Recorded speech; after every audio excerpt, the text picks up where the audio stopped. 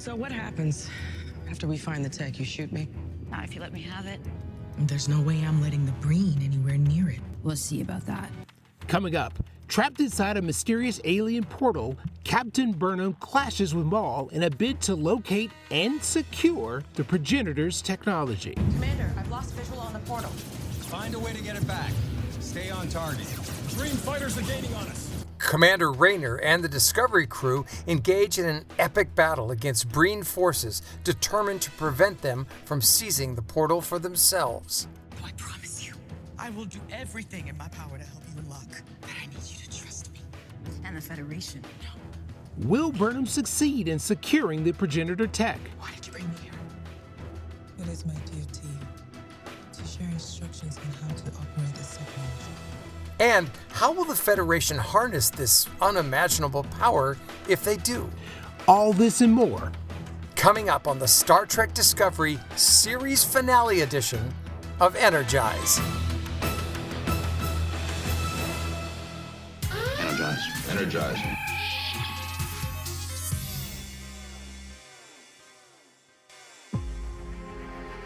We're going into the uncharted regions of the Star Trek universe 1,000 years after James T. Kirk. You're listening to Energize, a Star Trek Discovery Edition podcast, your source for detailed analysis, colorful debate, and spirited discussions about the final adventures of Captain Michael Burnham and the USS Discovery crew. I'm your host, Anthony McLemore. And I'm Steve Truitt.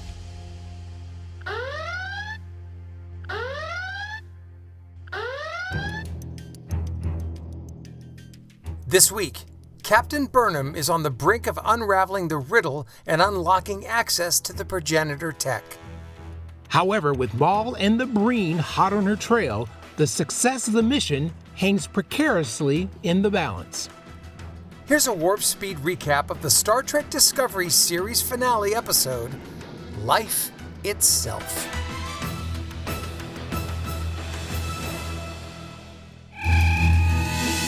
Commander, I've lost visual on the portal. Find a way to get it back. Stay on target. Breen fighters are gaining on us. Asha, evasive action. I can't lose him without going to war. If you go to war, we lose Michael. Discovery, do you read? You can hear me. I made it through the portal. And I cannot explain what I'm looking at right now. Come on. Don't move. So what happens after we find the tech? You shoot me? Not if you let me have it. There's no way I'm letting the Breen anywhere near it. We'll see about that.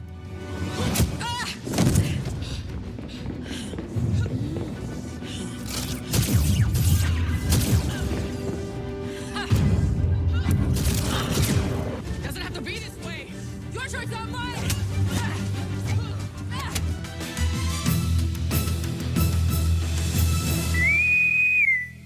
All right, Steve. So here we've gone this whole journey. We're at the final episode of, well, not even the final episode of the season, the series finale of Star Trek Discovery. Series finale. Wow. Yeah, a lot going on here. 5 short years. Only Enterprise went shorter. 4 seasons, correct? 4 seasons, yep. Yep. And as we all know, I was in season 3, episode 21. So go check that out. Yeah, I'm jealous. I will forever be jealous that you actually appeared in a Star Trek show. Yes, I did. Okay. All right, let's get to the business. All right, then. Come on. So, the last time we saw Burnham, she went into the portal. So she wakes up inside what looks like a giant hall or atrium, and there's like lots of bright light emanating from the end. Moll and the Breen are not present at the time, but Burnham sees multiple windows which might lead to other worlds. So at that point, what were you thinking? So first thing I'm thinking is last week, the black hole, beautiful, event horizon. This week, kind of a tesseract, multi-layer, multi-dimensional thing. I'm thinking Interstellar. That's what I'm thinking. But it's also just stunning. And I think what I eventually came up with after I got over the Interstellar thing was that these progenitors had access to multiple dimensions, multiple worlds, and multiple times, and that's what allowed them to really seed the universe. Well, at that point, I was just like, okay. I thought that maybe these, like you said, I thought these windows were entrances into other dimensions. And at this point, I'm not completely sure what's going on, but I'm hooked at this point because I really want to see how this plays out. I'm wanting to see, do we meet a progenitor? Are they all gone? Are they still around? How's this going to play out? So immediately, Burnham, who's kind of being a little risky with the area, she gets sucked right into one of the windows and finds herself in this really crazy, like, hurricane environment. It's a rocky planet, but I mean, there's a major windstorm happening, and it's a big deal. Like, she's really messed up in there, and it looks like she's gonna die or fly away. Yep, and then immediately a Breen soldier appears and attacks her, and the two fight in the midst of hurricane force winds, and Burnham manages to escape this environment. And she does it brilliantly. She kind of figures out when the wind is going to come, and she kicks the Breen, and he gets carried away by the wind, and somehow she's able to hang on. I mean, it's a great way to start the episode because when we last checked in on them, she willingly walked into this. We want to know what this is. And the second we do find out what it is, it's terror and chaos. I love it. Yeah, and I'm really loving the action sequences. I mean, Burnham's having some really good fight scenes, and that's what I've appreciated coming from her this season. Not just that too, but I think her level of acting is for Sonequa Martin Green is the best I've ever seen. Best I've ever seen. I 100% agree, and not since her death on The Walking Dead. Oh my God, that was a really good which episode. was that episode, and her especially. She should have gotten an Emmy for that. Just that dream sequence with her redheaded boyfriend was just, she was incredible. She brings such a depth. She should go into movies. She's just amazing. Oh, I don't think this will be the last time we see her. No, for sure not. Most definitely. Don't move. Someone needs your femoral vein. Yeah, well, I bashed his helmet in. So fair trade, I guess. So she climbs out, and then another Breen soldier is about to attack Burnham when that Breen soldier is shot by Moll. Now, Moll is injured, and her femoral artery has been severed, and Burnham gives her a dermal regenerator and actually tries to help her.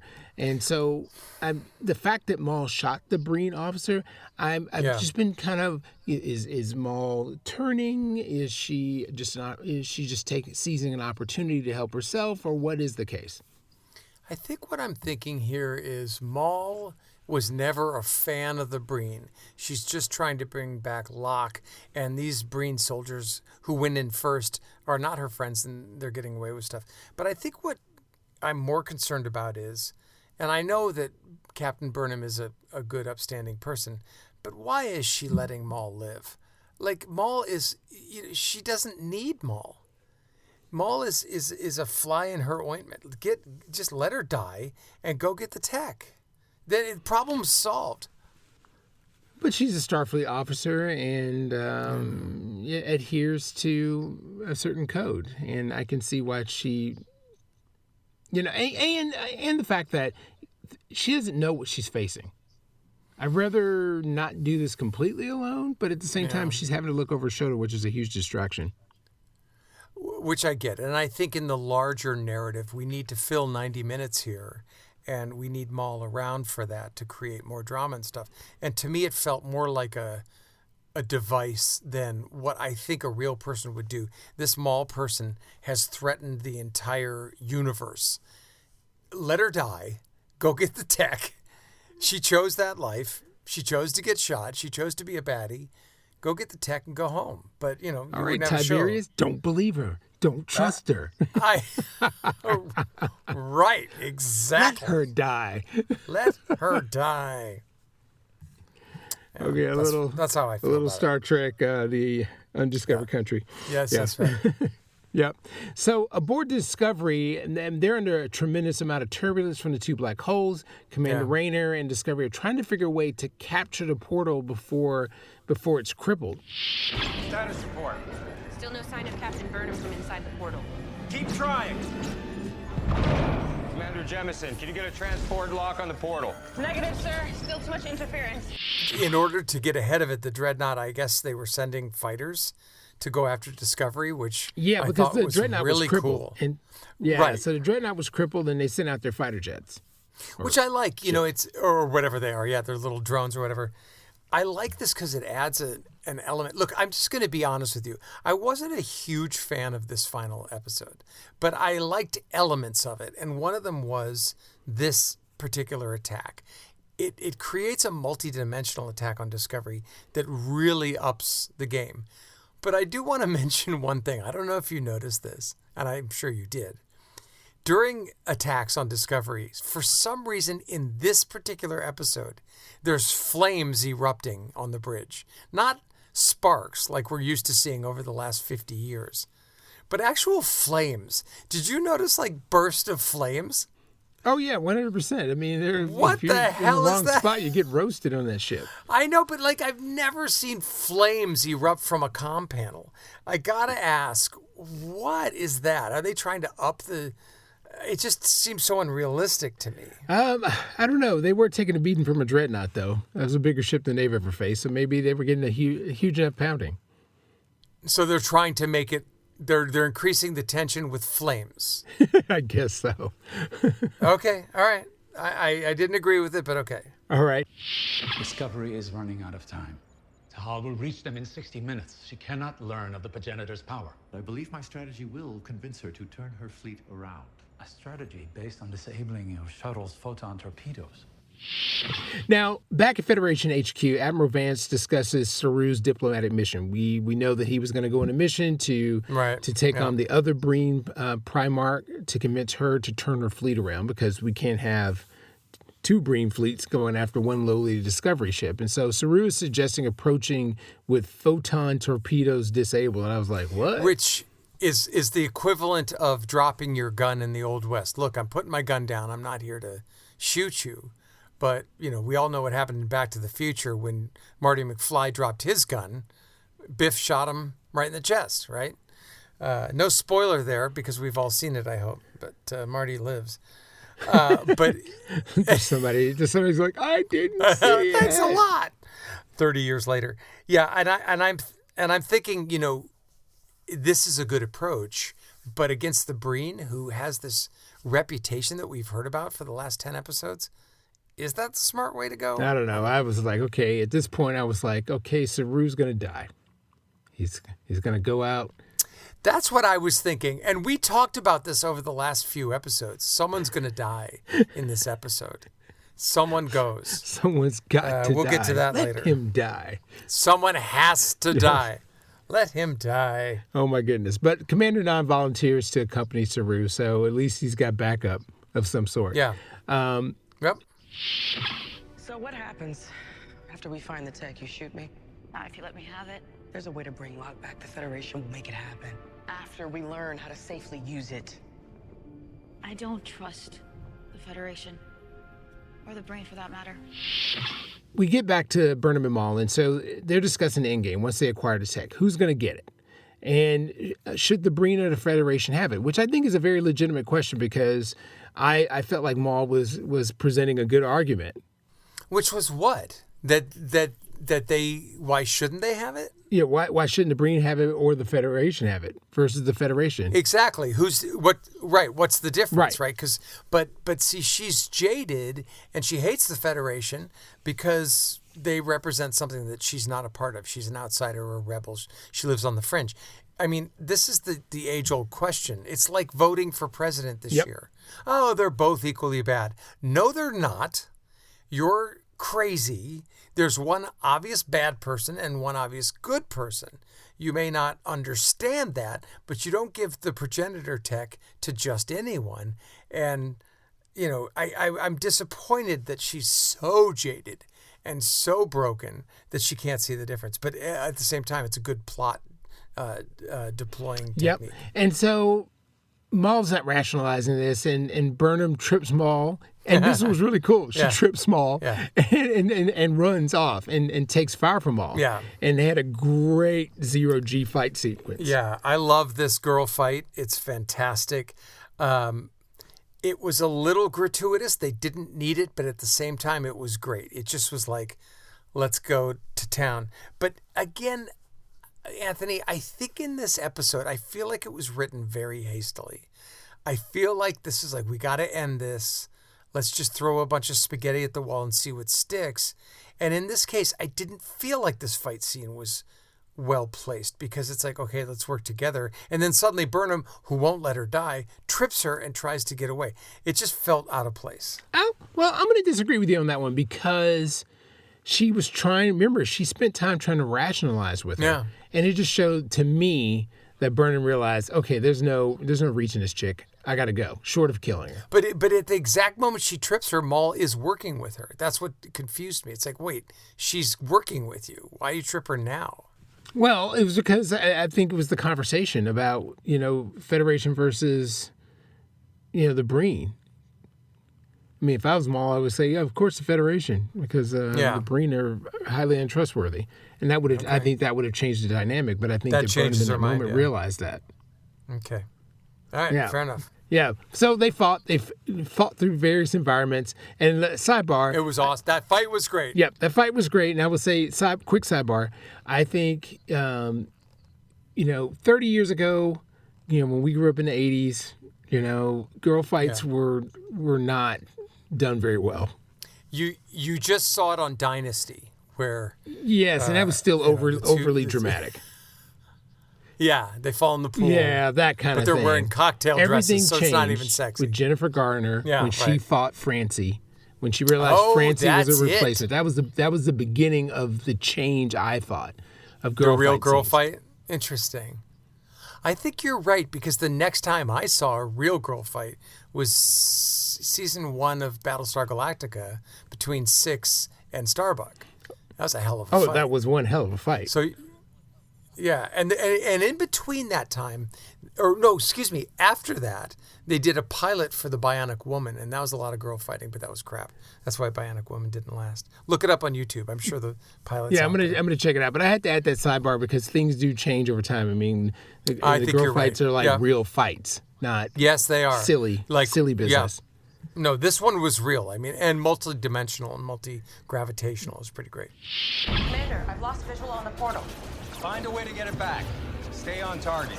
Breen fighters are gaining on us. Asha, evasive action. I can't lose them without going to war. If you go to warp, we lose Michael. So we get back to the Discovery. Discovery is under heavy fire from the Breen fighters chasing them. If they jump to warp, they're going to lose, sight of the portal, and that's not going to do anybody any good. And Discovery decides to engage the fighters.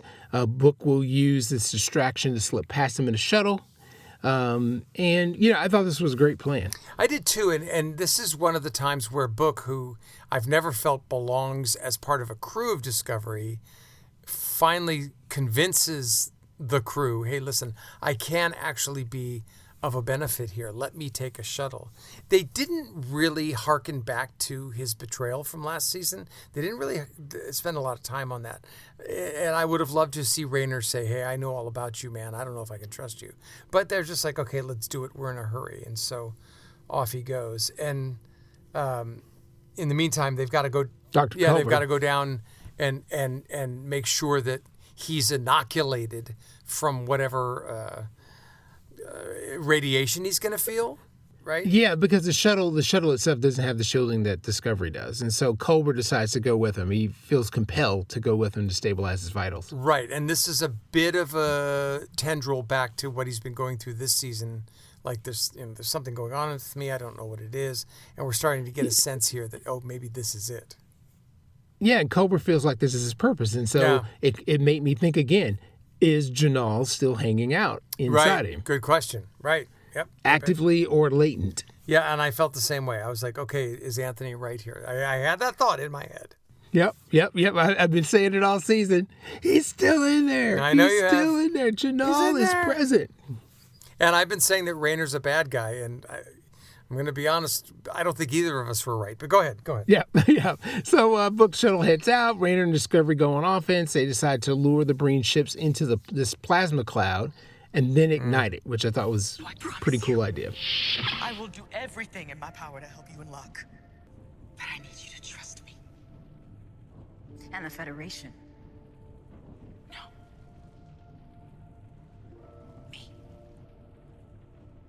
I give you my word. So again, Burnham tries to appeal to Moll, insisting she will get them out, and pledges to help Locke. And, she said, I will help Locke. And she asks Moll to trust her, not the Federation. Trust me. And gives her word when Moll accepts. Which is what we see all the time in Star Trek throughout. Listen, the Federation isn't perfect, but I am doing my best. Please trust me. And for a moment, we see that trust. So I think that's fine. And so back on Discovery, Book does head out, and Raynar and Discovery now go on the offense. And they decide to lure the Breen ships into this nearby plasma cloud, and then they ignite it with the fighters inside.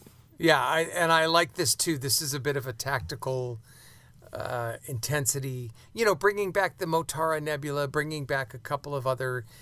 I think they did this in Star Trek Insurrection, maybe where they ignited the Briar Patch. I don't know, but they're using really good tactical techniques that have been seen before.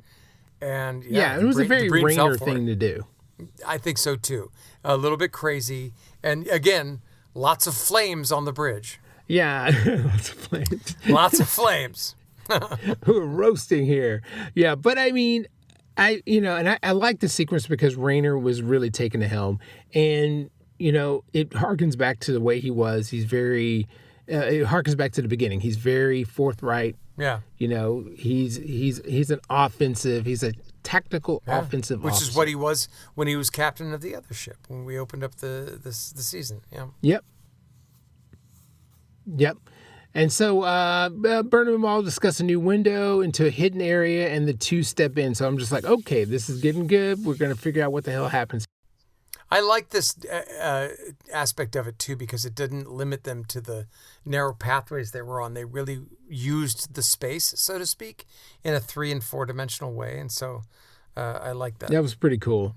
So yeah, and they wind up in this giant flower petal place. Yeah, this new area, and I'm like, okay, all right, we're getting close to it. We're getting close to it. Primarch to Hall, this is Ambassador Saru of the United Federation of Planets. As you can see, our own weapons are not armed. We pose no threat. I request an audience. So Saru and all with their defenses disengaged, approach the Breen fleet. Saru tries to appeal to the Primarch, trying to get her to focus on being the next emperor, but the Primarch's not buying it. Which I like because he's like, look, we're going to give you access, sole access to this passage, this corridor, so you can claim your right. Now, this is the first time, and I'm going to be honest with you, dude, the first time this season that I felt like the Breen was acting like the Breen, because she's like, no, I'm not buying it, and you're cut off. And what it says to me is they're like, hey, she wants to be Primarch and take out all of her opponents, and Saru's offering her a chance, and she's like, I'm not falling for it. She doesn't trust him, and I like that. From a Breen perspective, that seems true to me. Yeah, very much so. Very much so. I'm with you on that one because I was just like, come on, the Breen is supposed to be ruthless. Now we're going to talk? Yeah, they're not going to be like, oh, sure, thanks. We'll just turn around and take on. Yeah, that would have, I just would have cut it off at that point. But yeah, she wasn't buying it. But there's one thing Saru tells Nan. He said he got all the information he needed. So I was just like, okay, what does he know that I don't know? Yeah, I had that same question. What information did he need? And I think what he got was she was letting him know what her plans were. We're going to go there full force and do this. At least it gives him a tactical sense of what he's up against. Where are we now? Is the technology here? We're standing on it. The technology, it's this entire place. And so we get back to Burnham and Moll, and Burnham realizes the entire structure they are in is the tech. and the two come to a pile of rocks, which was like a monument to one of the scientists that was killed using the tech. How did she know that's what that was? I don't know. She just is like, yeah, she's like, oh, it's a pile of rocks. No. This is a monument to a scientist. How do you know this? Yeah, that was a little loose, for sure.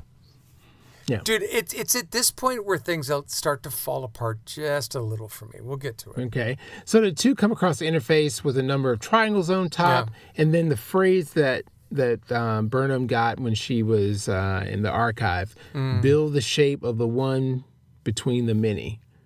And the two of them try to figure it out. And I was just like, I didn't have an idea where this was going to go. But I did like that phrase, build the shape of the one between the many. Well, that was kind of cool.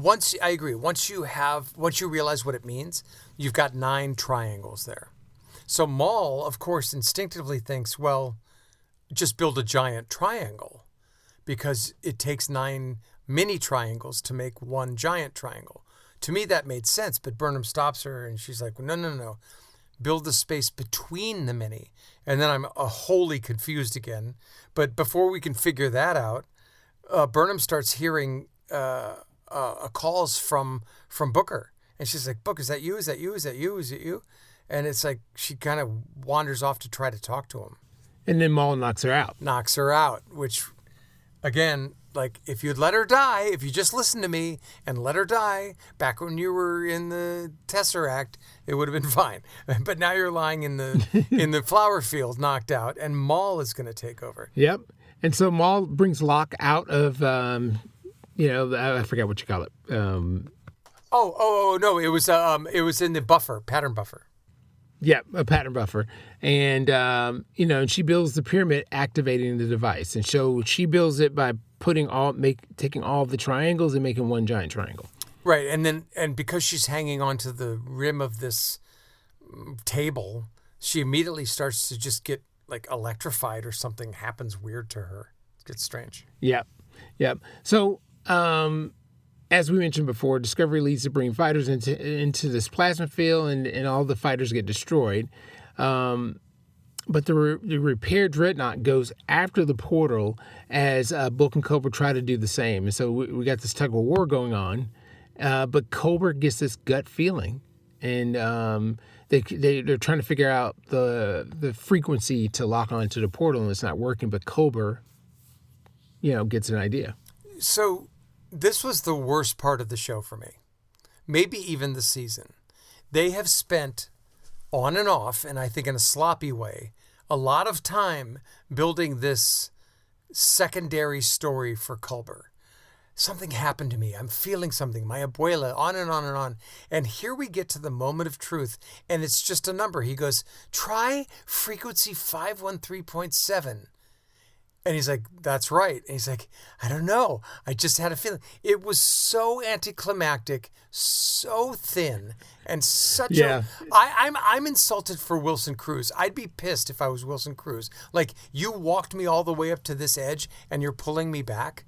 It was so unsatisfactory. I was very I think it would have been better if Janal had left a latent memory, and we had some kind of flash, and you saw Janal, how about this? The real Janal, and he deposited that in his head. I don't know. How about this? Cruz says, I know what to do. He beams himself along the tractor beam and becomes part of the new progenitor. So he becomes a progenitor. That's what I thought he was going to happen. I told you this 2 weeks ago. He becomes the new progenitor, or the new caretaker. He gives himself up because it's just like Wesley becoming a traveler. But it's just like, I don't know how I knew it. And then let's all go back to Discovery. It was so lame. I'm so disappointed in how that I think that was weak. I mean, with this long build up, I mean, the least you could have done was had a latent memory from Janal, or something. You heard Janal, that you went into his head, and Janal's there. It's like, dude, I knew this time would come. Give us something to mourn, like in the end of season 1 of Strange New Worlds, when Hammer dies, or Hemmer rather. Remember when Hemmer died? Yep. He sacrificed himself. That was episode 9. 9, and he fell out of the back shuttle bay And there's this long, far away shot of him falling all the way down. And I felt truly heartbroken. Culber's like, I don't know that was how brilliant. I thought that of was it. brilliant on their part. But God, yeah, it totally tugged on my heartstrings. Culber's like, I don't know, I just kind of knew it. It's like, oh, fuck you. Like, that's so lazy. So lazy. Yeah. I'm with you on that one. I was just like, wah, wah, wah. Wah, wah. Yep, totally. Yep. Dr. Hall, I came here because I believed you would have the courage to take a step toward a future with the Federation. But you are just as cowardly as our admirals believed you to be. So we get back to Saru, and he's talking to Primarch Tahal and gives an order, and that Primarch gives him the order to leave. And Right. Saru clearly uses Federation intelligence against the Primarch. You know, we saw how skillful he was. He was playing chess with her, and he gets her to turn the ship around based on some intelligence that gave leverage. And again, maybe a little weak given the fact that the Breen are, cutthroats, but look, it works for the story, and it allows Saru to set himself up in the Star Trek world as this action Saru and also diplomat guy. So I was okay with that one. I was still stinging from the whole Culber thing, so it was hard for but me I to believed focus. him. The way Saru's been acting, I bought it. Yeah. Remember season 1, his whole species was like, we sense danger and we're terrified of everything. And now he was look at his basically arc. Cringer from the Masters of the Universe cartoon. Yes. Yeah. And now look at him. Book, if you can hear me, Moll is hurt. Okay, I'm gonna get you out. I'm gonna try to help all of you. I'm just gonna stop whatever this portal is doing.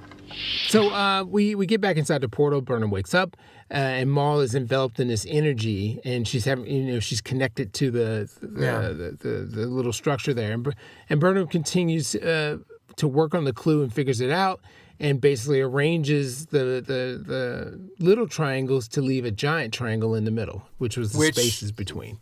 Which is make the shape of the one, which is a triangle, between the many. It could have been within the mini, but okay, whatever. That's semantics.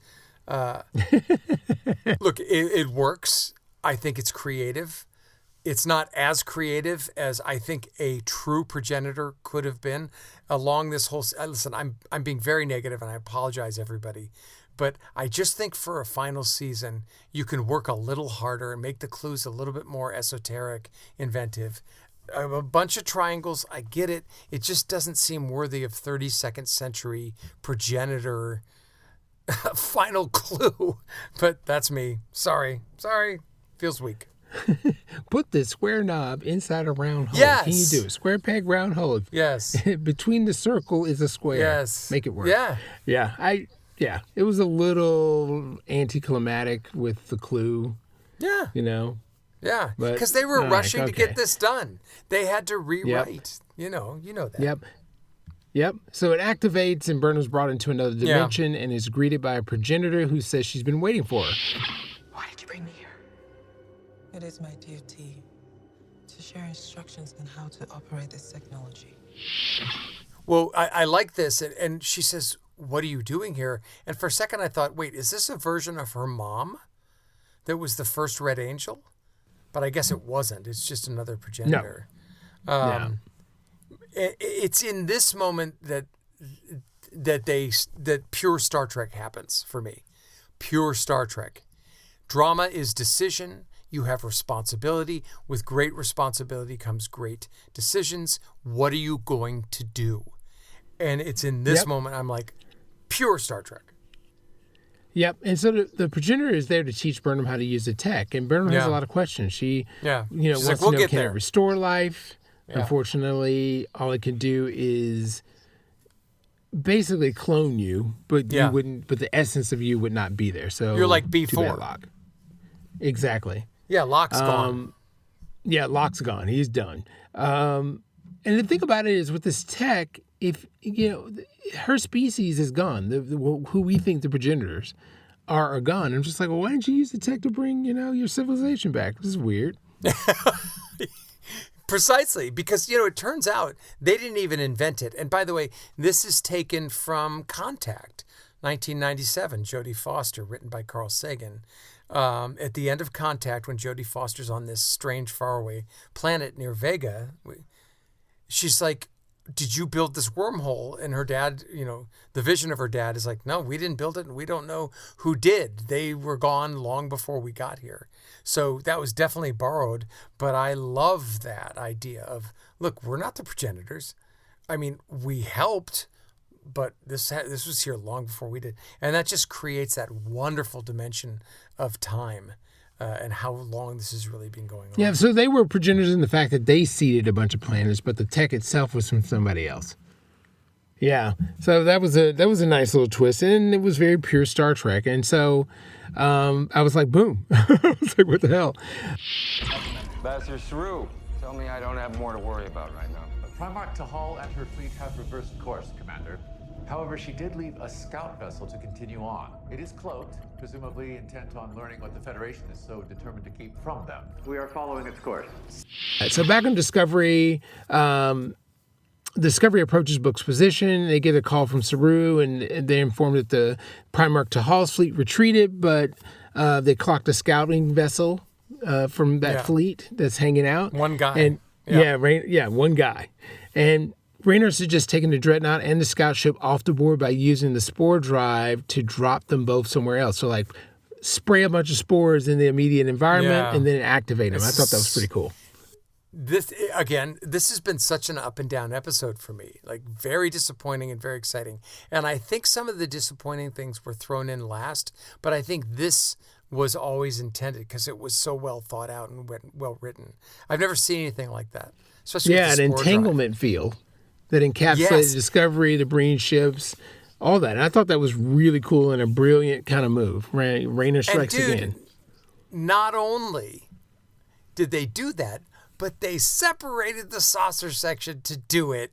And that's what I said they should have done, 5 episodes ago when they encountered the ISS Enterprise? To get out, they should have separated the saucer section.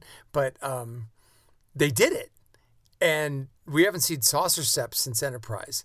Since Next Generation. So, well done. That was very exciting. It's incredible. I am so honored to share this with you. You are only the second being to make it to me.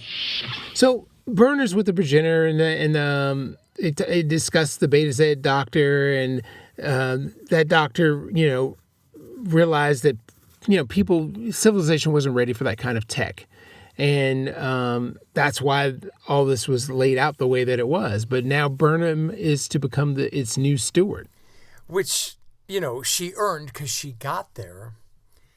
And the thing I like about this is that you can see immediately that she's reticent.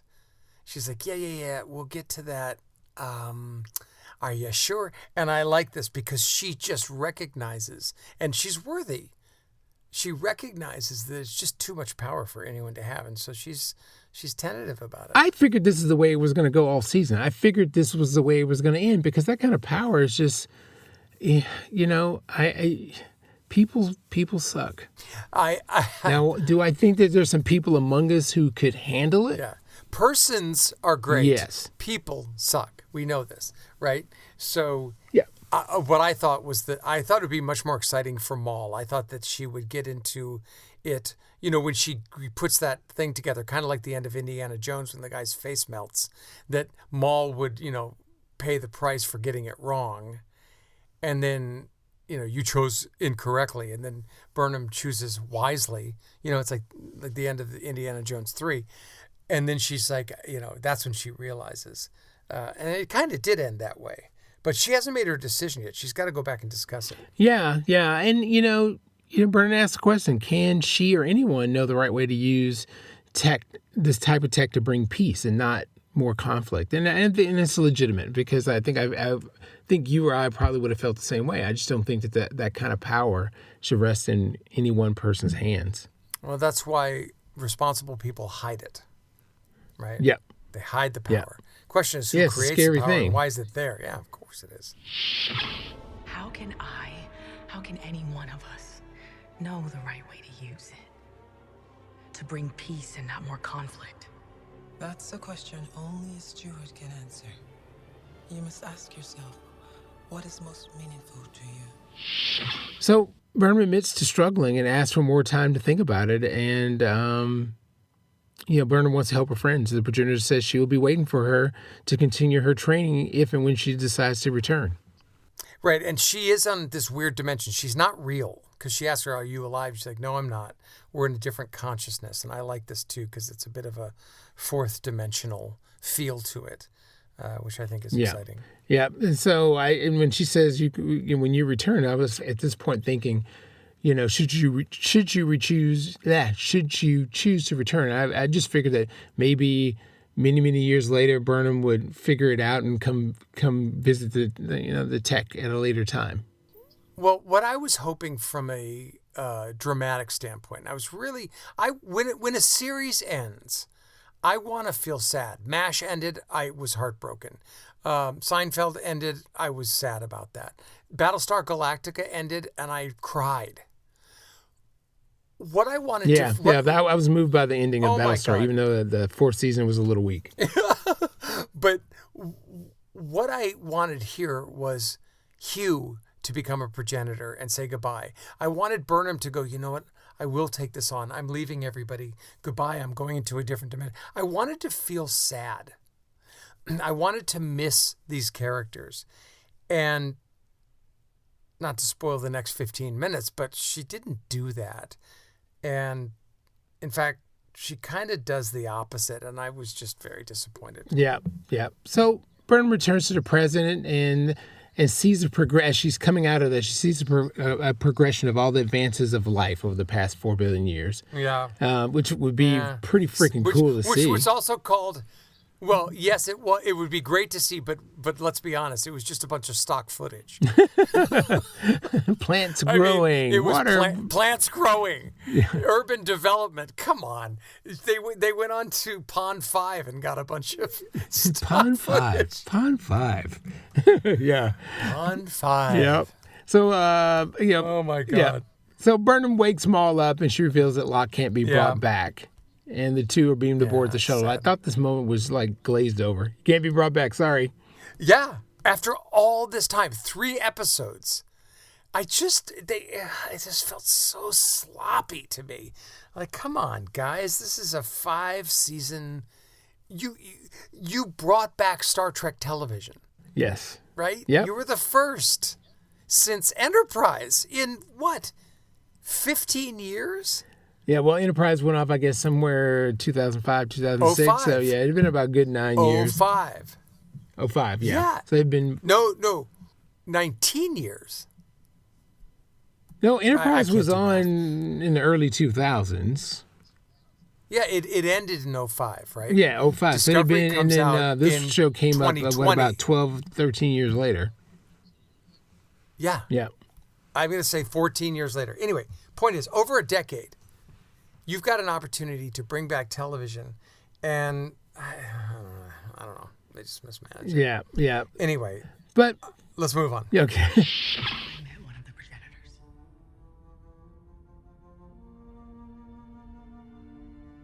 I saw it last 4 billion years, and all the incredibly complex events that had to happen for me to be alive. For any one of us, each one of us, to be alive. Right here, right now. But Burnham back on Discovery, she reveals she met one of the progenitors and reveals that, that there's already, and she just, basically tells them, you know what, there's enough diversity in life and infinite numbers of combinations. There's no need for this tech, and believes it's too powerful for one person to have. It's everybody's kind of upset about it. They all argue over it. I like this. This is a good scene because Stamets is like, wait a second, what are you talking about? He's pure scientist, right? He's like, no, let's use this. You've got Adira or whatever name is in the background kind of mumbling, but, and Saru's backing her up saying, you know what, I back her up. And ultimately it's her decision and they all accept it. And she's going to eliminate it. She's going to say goodbye to it. Yep. And so the Discovery places a portal beyond the event horizon hidden where no one else will be able to find it. This is Captain Burnham. I want to commend you all on a job well done. In safeguarding this technology, placing it beyond the event horizon, We trust that what the progenitors created for us is enough. Or I think once you send it beyond the event horizon, you basically send it into a black hole that goes nowhere. You can't find it. You can't find it. Yeah, it's done. You can't find it. No, it's over. And, and she's just basically like, the people who originally created this, if they're still around, they can create another one. Right. If they're still here. If they so choose. And even if they aren't, the universe is infinite, someone else can do it. Yep. So I was like, okay, well, I mean, I backed her decision because I just, I think that was inevitable anyway. It was inevitable anyway. You hide the power. Yeah. Well, great power comes great responsibility. Stanley. Not in the mood for a speech. I just came to see how you're doing. Well, I hear my brig has a window. What's there not to be excited about? Book visits with Moll, who will be going to some sort of prison. She's in sick bay, and she hopes, he just basically tells her, hope you find your way, and if you do, I'm here. Of course, she's resentful. Yeah, she's but not she doesn't into really it. want to She's still engage with bitter. him at that point. Her character has not evolved. Her character has stayed the same angry person since the beginning. And in that case, to me, she could have died. No one died in this episode. No one. And I just find that ridiculous. You're out in... Somebody had to go. Well, you're out in space. You're facing all this stuff. The Breen turns around, which seems impossible to me, and no one dies. At least Moll should have met her death. Yeah, I was thinking Cobra was going to be the one. Yes, Cobra becomes a progenitor, or Burnham becomes a progenitor, or Moll dies trying to fight it. Like, give us some drama. Let us miss somebody. They threw it all away. I never liked Moll. I didn't like the actress, to be honest, but I didn't like her character either. And she never did anything for me the whole season. I think the way I would have written it would have been, after Burnham comes out of the progenitor, realm of wherever she met the progenitor, wakes them all up and say, hey, listen, we can't bring him back. And then some Breen soldier we didn't know about jumps up, and then Moll sacrifices herself. That would have been a better Yeah, I like that Moll. because she realizes there's nothing to live for anyway. And she gets shot, and she's like, take care of the tech. And then her black eyebrows and white hair die. And I'm going to be with Locke. Yeah, so Commander Non, Book talks to Commander Non, and Book says that, Kovich has a job for her. I'm like, okay. All right. But here's the thing, though. I've all season long, this next bit we're about to talk about, there was a good payoff. I had been waiting to see who the hell Kovich is or was. Right. I've been waiting 5 years to find out. I've always wondered this. I think I said it in the beginning of this season. Who is this guy? Dr. Kovich, you asked to see me? I did. I thought you should know. The Red Directive has been officially closed. All records will be classified. No one will know the technology existed. He's just walking around, and he's got all this, power and chutzpah.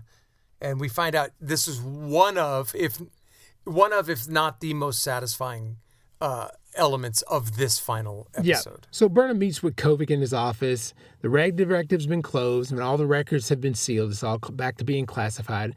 And Burnham, inquires about him wanting to work with Moll. And, He's like, she could be useful. Yeah. And Burnham asks Kovich if, he wants this infinity. I don't know what that was. Is it a key? It's an infinity key. Yeah, because it reaches to her when she's needed. Right. And so he said, no, keep it. I might need you. And so Kovich, Cobra reveals that he's lived many years and many lives and has met. Well, wait. No. Michael says, listen, I think I've figured out something about you. She was going to hand him the infinity back, this infinity key that allows her to jump to him or whatever. And he says, no, you keep it. And so Cobra reveals that he has lived many, many years and many lives and has met few people who have irritated and impressed him like she has. and then he tells her to keep it. And so at that point I was like, okay, who the hell are you? Because I latched onto the words, I've lived many years and many lives. And so I was like, what the fuck is about to happen? And that's when Burnham looks up around his office and we see Cisco's baseball, Geordi's visor, and Picard's wine. If I may, sir, COVID is a code name, isn't it?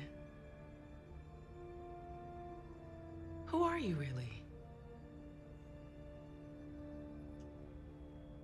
My real name is a bit of a red directive in and of itself. Chateau Picard, like really old. Geordi's visor of all things. Wow. How did he get that, right? Yeah, but I remember earlier he had real paper. Yes. That was a great clue that I totally missed out on. Good call. Yep. Yep. And so now I'm like, so okay, she's like, listen. Are you part of the Time Division? At that point, that's when it kind of settled in that he's somebody from Time Division.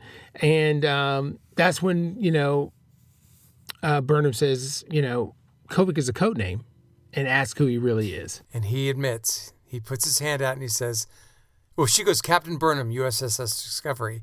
And he goes, Daniels, USS Enterprise, as in XN01. He's the Daniels from Enterprise. Yes. He's a temporal agent. He's the temporal agent from Enterprise. Yes. And if you do backstory on him, you realize he came back in time from the 31st century. And then now he's in the 32nd with Burnham. So when he came back, he's old now because he's aged, but he also needed to investigate the burn. And so he was a part of that too. Yep. So that was a cool payoff. I thought that was brilliant. I thought that was a brilliant move. And I was so scared they weren't going to pay off who Kovic was. He was just some mysterious dude because it was bothering me. And the thing is this, you have 9 main characters. None of them really got a decent end story except Kovic, who's like, I'm actually Daniels. That was the most exciting reveal in the entire end of the series. Yep. Honestly. Yep. I would agree with that. So I thank them for that, because I thought that was a pretty cool twist. Thanks for something. Yep. And so the next thing we do is we find ourselves at Saru and Tarina's wedding. They get married. We find out Tilly's doing a mentorship program at Starfleet Academy. We found out the book Planet the Root somewhere from the archive on a planet. Yes. Which Moll is a part of that. Same kind of work he did when he was punished. Go establish worlds. And we found out the book sentence has been commuted. He's served his time. And Burnham and Book reaffirmed their love for each other. I was going to wait until after the reception, but we're here now. And you should know.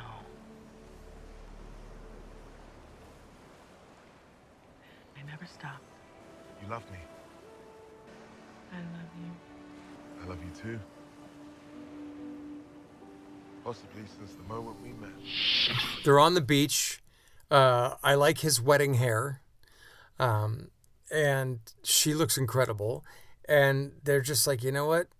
I love you and I love you too. And like, let's make this work.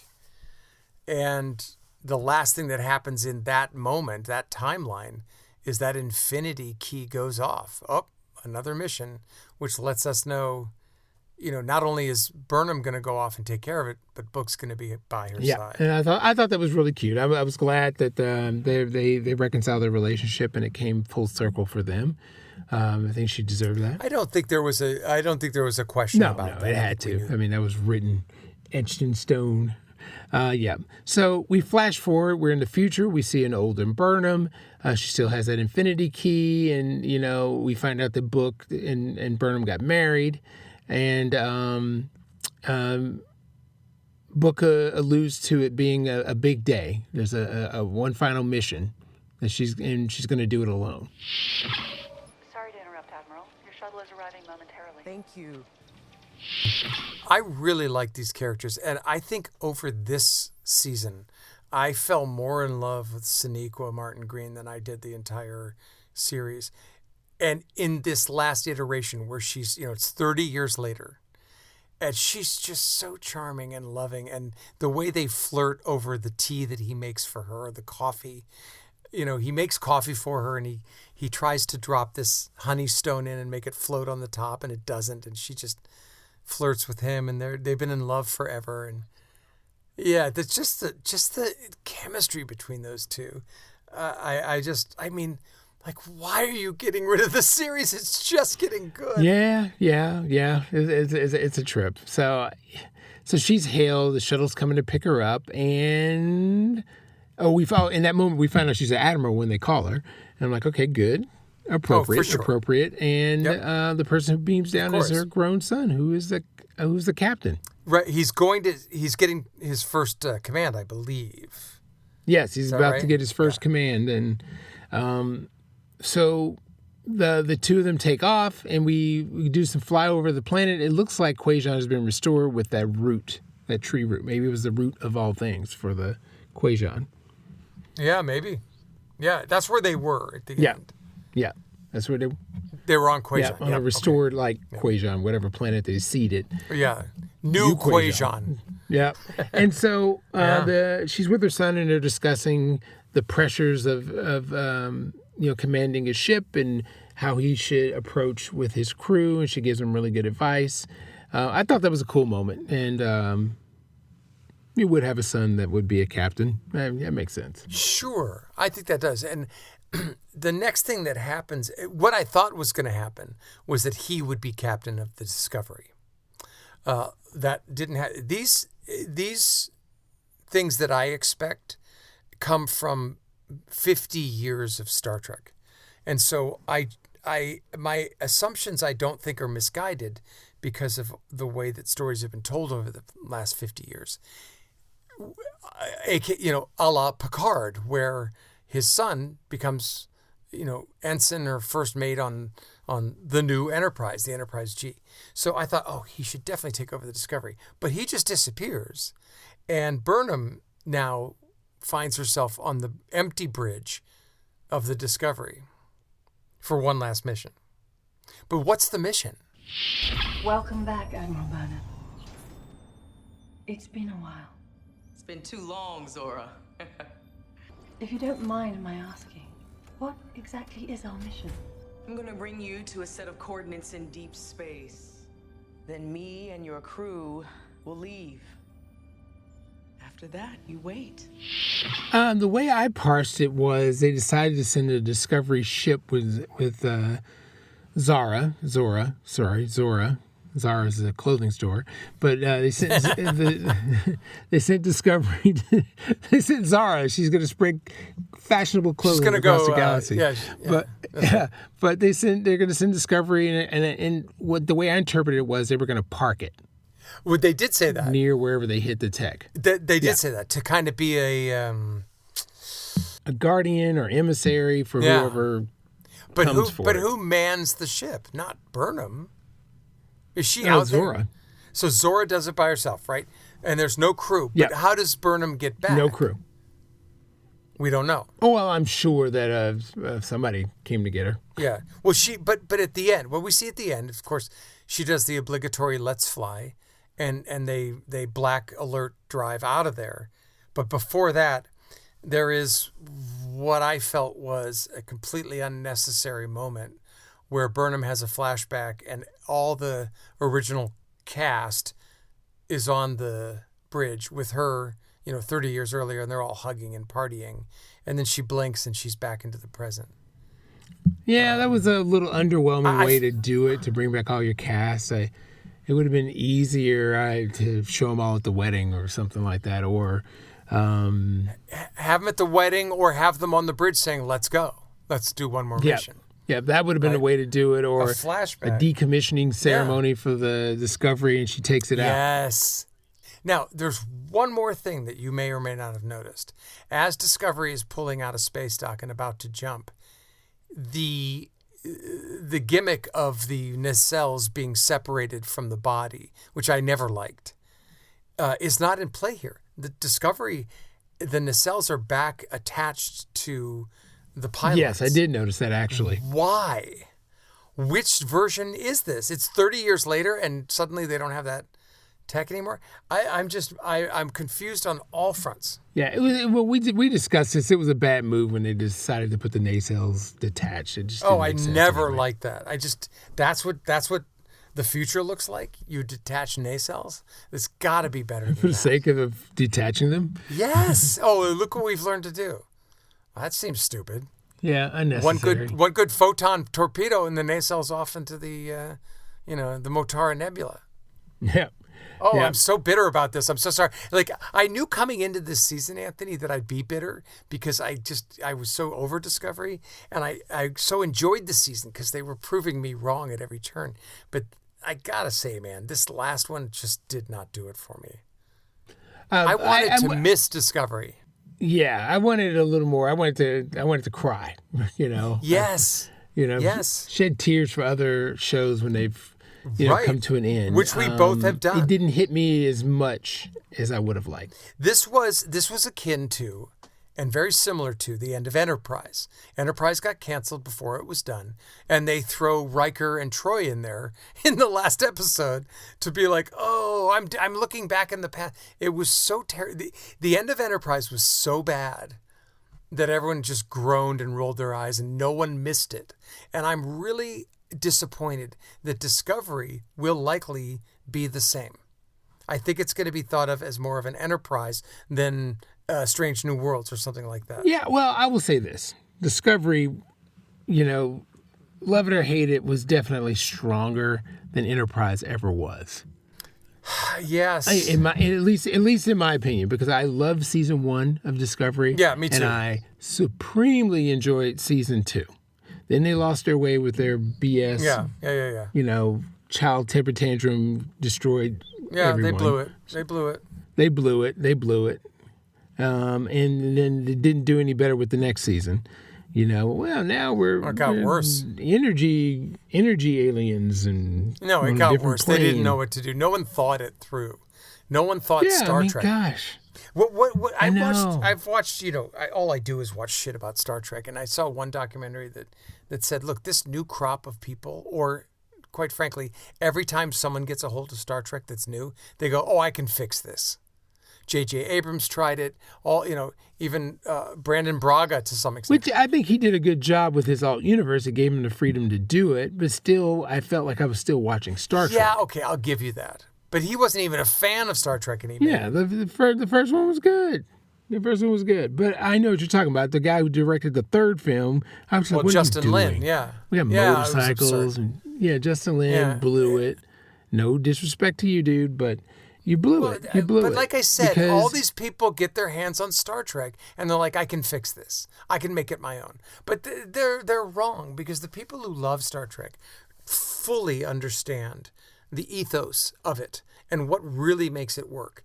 Season 1 and 2 of Discovery were very good. 3 and 4 were just not good. 5 was redemptive, but this last episode, I will not miss the series, and that makes me very sad. Gotcha. But let's say this as we close. Sonequa, I think she's been a really good actress. I think it was a good choice, just in spite of the writing woes of 3 and 4. I think she was a good choice. I think she played her role well. I will always thank Discovery for bringing back Star Trek. I will thank Discovery for giving us Strange New Worlds. Yes, there it is. Yeah. In other words, I like the kid more than the mom. That's funny. Thank you. Yeah, Sonequa was that show. It served its purpose. Sonequa was that show, and her interaction with Saru should have been built up more like Kirk and Spock. Yes. And they screwed the bridge crew by not giving them backstories. And I really thought that Stamets' character went way downhill. They didn't write anything good for him. His first season was his best. He was a curmudgeon guy. I liked him then. I've never liked him since. I don't like what they did with his character. I don't like what they did with Hugh's character. I think they just shuffled them to the right and just said, here's some soft lines to say and good luck. I don't think they did anyone any good, and I'm so disappointed. So disappointed. But everybody, that wraps up another season of Energize. We really appreciate you listening. It's been a hell of a 10 episodes. Thanks for putting up with us, the good, the bad, and otherwise. Let's hope Strange New World Season 3 is remarkable, because I think it will be. We'll be back for that. In the meantime, if you have nothing to do, go check out Anthony at anthonymclemore.com. You can follow the latest exploits of my latest book, The Spill, on SteveTruitt.com. All right. Well, everybody, that's the end of another season. Thanks for listening. I'm Anthony McLemore. I'm Steve Truitt. Live long and prosper.